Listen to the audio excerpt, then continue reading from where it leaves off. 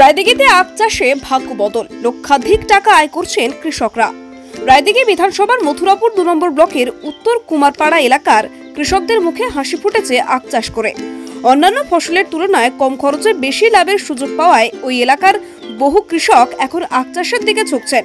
আমাদের সাংবাদিক রাকেশ শেখ সম্প্রতি উত্তর কুমারপাড়া এলাকাতে ঘুরে দেখেছেন এবং সেখানকার আখ চাষের বেশ কিছু চিত্র ক্যামেরাবন্দি করেছেন। স্থানীয় কৃষকদের সাথে কথা বলে জানা যায়, আখ চাষ তাদের অর্থনৈতিক অবস্থার উন্নতিতে গুরুত্বপূর্ণ ভূমিকা নিয়েছে। আগে ধান বা অন্যান্য প্রচলিত ফসল চাষ করে যে লাভ হতো তার থেকে অনেক বেশি আয় হচ্ছে আখ চাষে। একদিকে যেমন উৎপাদন খরচ কম, তেমনি বাজারে আখের চাহিদা থাকায় বিক্রি করতেও কোনো সমস্যা হয় না।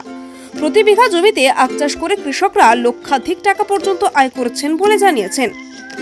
উত্তর কুমারপাড়ায় কৃষক সৌরভ জানান, আগে আমরা অন্য ফসল ফলাতাম, তাতে অনেক সময় লোকসানও গুনতে হতো, কিন্তু যখন থেকে আখ চাষ শুরু করেছি তখন থেকে আমাদের আর্থিক কষ্টের অনেকটা সমাধান হয়েছে। এখন ছেলে মেয়েদের পড়াশোনার খরচ এবং সংসারের অন্যান্য খরচও ভালোভাবে চালাতে পারছে।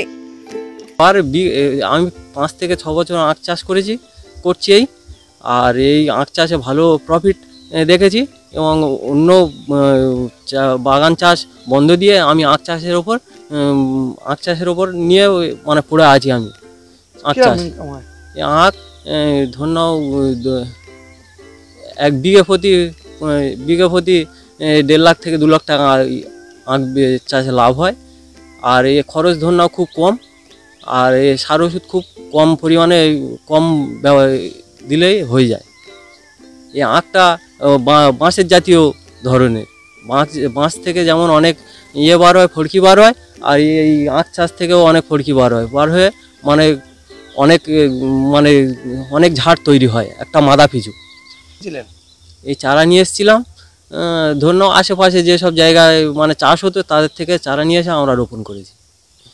উত্তরপ্রদেশেও এই আখ চাষটা হয়, মানে সেখানে বিঘে বিঘে জমি চাষ হয়। আমাদের এখানে চাষাবাদ খুব কম, লোক চাষ করে, মানে এখন মানে ঘর ছেয়ে গেছে, লোকের দেখা দেখি আখ চাষ করে এখন প্রত্যেকে মানে আখ চাষের উপর নির্ভর করছে। আমার নাম সৌরভ মন্ডল, জায়গাটার নাম উত্তর কুমড়োপাড়া, মথুরাপুর। আরেক কৃষক অশোক মন্ডল বলেন, আখ চাষে পরিশ্রম একটু বেশি হলেও লাভ অনেক বেশি। সরকার যদি আমাদের আরো সহায়তা করে, যেমন উন্নত মানের বীজ সরবরাহ এবং ন্যায্য দামে আখ কেনার ব্যবস্থা করে, তাহলে ওই এলাকায় আরো অনেক কৃষক আখ চাষের দিকে ঝুঁকবে। এই আমরা চাষ করি, এবারে জায়গাটা আজাড় হয়ে গেলে এক সাইডে আজাড় হয়ে গেলে ফের আর এক সাইডে লাগিয়ে দিলাম বীজ, মাটি তাইয়াত করে বীজ করে। তারপর আগে চাষ হতো 20 বছর আগে, টুকটাক অল্প কলকাতাতে অন্য জায়গা থেকে সব বীজ নিয়েছে, বর্ধমান, বাঁকুড়া বা বিভিন্ন জায়গা থেকে যাই বীজ সংগ্রহ করে 2-1 জন চাষ করতো। তারপরে আস্তে আস্তে চাষ করতে আস্তে আস্তে লাভ হয়। লাভ হাতে কেটে এমনি বিক্রি করলে হয়তো দেখা যায় 70-75 এরকম লাভ হয়। বিঘে প্রতি কত লাভ হয় বছরে? বিঘে প্রতি করতে গেলে দেখা যাচ্ছে হাতে কেটেতে বিক্রি হয় অন্তত কম করে 1 লাখের কাছাকাছি যাবে হাতে কেটে বিক্রি করলে। এবার পাইকারি দিলে কি আর সেরকম হবে না। আপনি কত বছর করছেন? আমি 22 বছর। এখনো আঁচ আছে? কোন সময় চাষ করেন আর কখন তুলে? আমরা এই শীত কেটে গেলে এই সরস্বতী পূজার কাছাকাছি বসে। এর আগে অনেকে বসায়, একটু খাটতে হয় বেশি।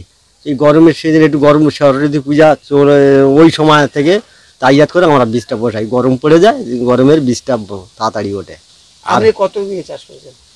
এটা করেছি ধরো 15 কাঠা জায়গা। 15 কাঠা জায়গার উপরে অন্তত কম করে 70-75 হয়।